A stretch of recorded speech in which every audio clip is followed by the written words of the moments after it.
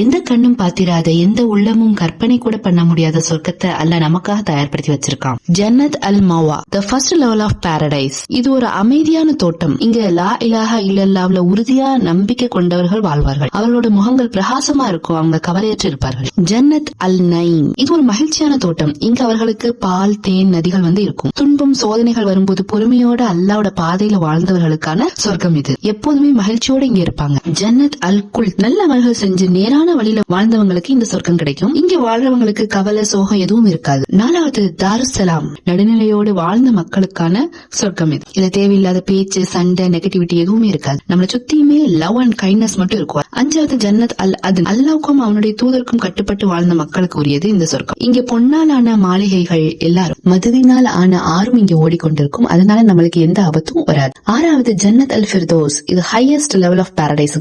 அல்லாஹ்வின் அர்ஷுக்கு மிக நெருக்கமாக உள்ள சொர்க்கம் இது. இங்க இருக்கக்கூடியவர்கள் அல்லாஹ்விடம் நேரடியாக பேசலாம். எல்லா விதமான ஆறுகளும் ஓடிக்கொண்டிருக்கும். மாளிகைகள், தோட்டங்கள், கனிகள் எல்லாமே இங்க இருக்கும்.